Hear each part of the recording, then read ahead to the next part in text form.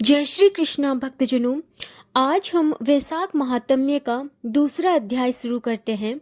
नारद जी बोले, हे राजन, वैशाख के समान कोई दूसरा महीना नहीं है। सतयुग के समान दूसरा युग नहीं है। वेद के समान शास्त्र नहीं है। गंगा जी जैसा कोई तीर्थ नहीं है। जल दान के समान कोई दूसरा दान नहीं है और भार्या के समान दूसरा सुख नहीं है। खेती जैसा कोई धन नहीं है और जीवन के समान कोई लाभ नहीं है। उपवास जैसा दूसरा कोई तप नहीं है। दान जैसा सुख और दया के समान दूसरा धर्म तथा नेत्रों के समान कोई ज्योति नहीं है। भोजन के समान कोई तृप्ति नहीं।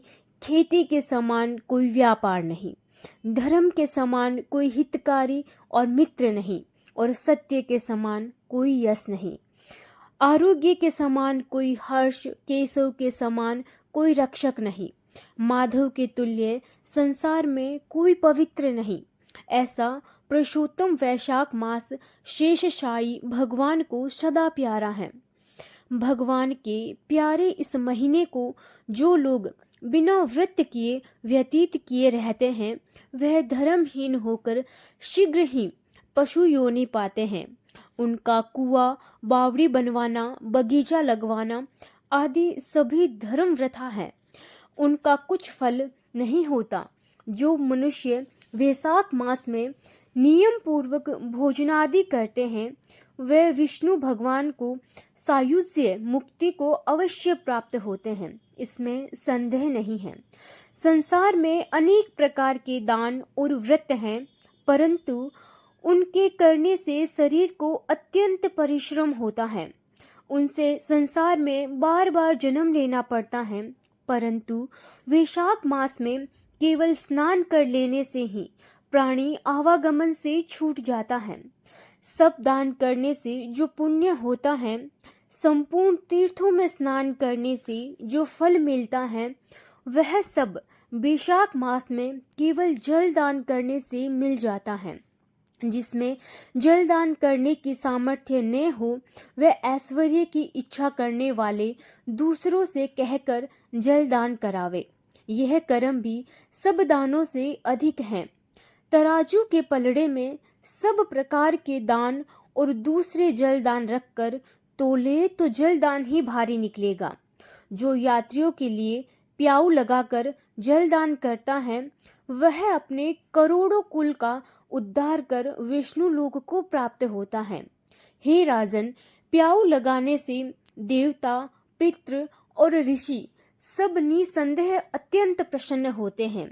जो प्याऊ लगा थके हुए यात्रियों को संतुष्ट करता है, उससे ब्रह्मा, विष्णु और शिव सब देवता प्रसन्न होते हैं। जो जल की इच्छा हो तो जलदान करे, छाया की इच्छा हो तो छतरी दे, और हे राजन, जो विजन की इच्छा हो तो वैशाख में पंखा दान करे। जितने दान बताए हैं, उनमें जल दान, छत्र दान और पंखा दान सबसे उत्तम है। इन्हीं का दान वैशाख में अवश्य करना चाहिए। जो वैशाख के महीने में कुटुंबी ब्राह्मण को जल से भरा घड़ा नहीं देता, वह चातक की योनि पाता है। जो प्यासे महात्मा को शीतल जल पिलाता है, उसे हे राजेंद्र सो राजसूय यज्ञ का फल मिलता है। जो धूप, परिश्रम और पसीने से व्याकुल ब्राह्मण को पंखे से हवा करता है, वह सब पापों से रहित हो गरुड़ के समान हो जाता है।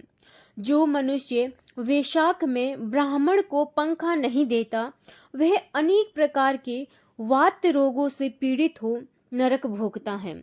जो थके ब्राह्मण की वस्त्र से हवा करता है, वह सब पापों से छूट विष्णु भगवान की सायुज्य मुक्ति पाता है। जो शुद्ध मन से ताड़ का पंखा दान करता है, वह सब पापों से छूट विष्णु लोक को जाते हैं। तुरंत श्रम दूर करने वाले पंखे का दान नहीं करने वाले अनेक प्रकार की यातनाएं भोगकर संसार में पापी होते हैं। हे राजेंद्र, आध्यात्मिक दुख की शांति के निमित्त वैशाख मास में छत्री दान करना उचित है। जो मनुष्य विष्णु भगवान के प्यारे इस वैशाख मास में छत्री दान नहीं करते, उनको कहीं छाया नहीं मिलती और वह महाक्रूर पिशाच बन पृथ्वी पर घूमते हैं। वैशाख में जो खड़ाऊ दान करते हैं, वे यमदूतों का तिरस्कार कर विष्णु लोक को जाते हैं। जो वैशाख मास में जूता दान करते हैं, उन्हें नरक की यातना नहीं भोगनी पड़ती, न उसे संसार के दुख सताते हैं। ब्राह्मण के याचना करने पर खड़ाऊ दान करने वाला पृथ्वी पर करोड़ों जन्म तक राजा होता है। जो मार्ग में श्रम को दूर करने के लिए स्थान बनवाता है, उनका फल वर्णन करने में ब्रह्मा जी भी असमर्थ हैं। दोपहर को जो कोई अतिथि या ब्राह्मण मिले, उसको भोजन कराने का फल ब्रह्मा जी भी वर्णन नहीं कर सकते हैं। हे राजन, अन्नदान मनुष्य को तत्काल तृप्ति करने वाला है।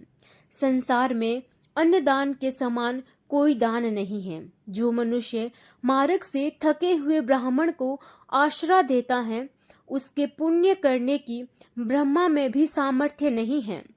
भूखे मनुष्य को स्त्री, पुत्र, घर, वस्त्र, अलंकार, आभूषण कुछ भी अच्छे नहीं लगते हैं। पेट भरने पर ही सब कुछ अच्छा लगता है। इसीलिए अन्नदान के समान न कुछ हुआ न आगे होगा। जो वैशाख में थके हुए ब्राह्मण को अन्नदान नहीं देता, वह पिशाच बनकर पृथ्वी पर अपना ही मांस खाता फिरता है। इसीलिए ब्राह्मण को यथाशक्ति अन्न देना उचित है। हे राजन, अन्नदाता माता पिता को भी भुला देती है। वह दानी ही को अपना सर्वस्व समझने लगता है। इससे त्रिलोकी में सब अन्न की ही प्रशंसा करते हैं। माता पिता तो केवल जन्म देते हैं, परंतु पंडित लोग संसार में अन्न के दानी को ही पिता कहते हैं।